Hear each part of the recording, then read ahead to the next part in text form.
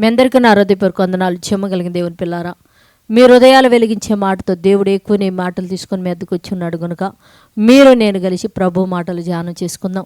ప్రభు మాటల చేత మన హృదయాలు వెలిగించబోయే ముందు రాత్రి కాలం నుంచి మిమ్మల్ని, మీ కుటుంబాలని, మమ్మల్ని, సంఘాన్ని, భూమి మీద ఉన్న ప్రతి బిడ్డని జ్ఞాపకం చేసుకుని ఊపిరిని, జీవాన్ని, ఆరోగ్యాన్ని ఇచ్చిన దేవుడికి మన ప్రభు అయిన యేసుక్రీస్తు వారి పరిశుద్ధమైన నామలు శిరస్సు వంచి మన తండ్రి అయిన దేవుడికి వందనాలు తెలియచేసుకుంటూ ఈరోజు దేవుడు ఏ మాటల చేత మన హృదయాలు వెలిగించాలంటున్నాడు ఒకసారి మనం చూడగలిగితే దేవుని పిల్లరా, యెషయా గ్రంథం 53వ అధ్యాయము 5వ వచనంలో రాయబడ్డ మాట దేవుని పిల్లరా, మన సమాధార్థమైన శిక్ష అతని మీద పడెను. అంటే దేవునికి మనకి సమాధానం అనేది లేదంట దేవుని పిల్లారా. ఎందుకు?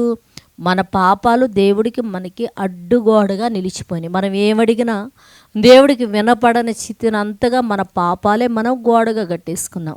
కనుక ఆ సమాధానం లేననేది శిక్ష అంట ఆయన మీద వేసుకోనంట దేవుడితో మనకంట సమాధానం కలుగు చేశాడంట. ఎవరు? మహానుభావుడైన యేసుక్రీస్తు వారు. కనుక ఇంకా ఎంతమంది అయితే భూమి మీద దేవుడితో సమాధానం లేకుండా ఒక పాపం అనే గోడ కట్టుకొని ఆ పాపంలోనే నశించి బిడ్డలు నరకానికి వెళ్లకుండా మహానుభావుడైన యేసయ్య పాదాల దగ్గరికి వచ్చి ఆ యేసు నామలు ప్రతి ఒక్కళ్ళు కూడా రక్షణ పొంది యేసయ్య మీద విశ్వాసించి ఆ పాపం అనే గోడ తొలగించుకొని జీవానికి వెళ్ళే వారిగా ప్రార్థన చేద్దాం. దేవుని పిల్లరా, పరిశుద్ధుడా, జీవమగలిగిన మా పరలోకపు తండ్రి నైనా, సమాధార్థమైన తండ్రి, ఇదిగోన తండ్రి, ఒకటి మా ప్రభు అని యేసుక్రీస్తు వారి మీద మీరు వేశారు తండ్రి. కనుక భూమి మీద నీ పిల్లలందరూ కూడా దేవుడితో సమాధానము కలిగి ఉండటానికి వారి పాపం అనే గోడ తొలగించుకొని నా తండ్రినైనా మహానుభావుడైన యేసయ్య పాదాల దగ్గరకు వచ్చి ఇదిగో నా తండ్రి నీ వైపు తిరిగి రక్షణ పొందే భాగ్యం బిడ్డలకి మనం అడుగుతూ,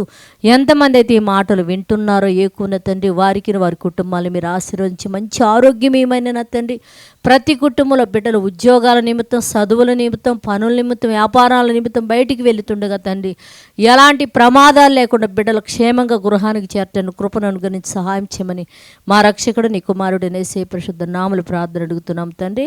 ఆమేన్. మీ అందరికీ నా హృదయపూర్వక వందనములు.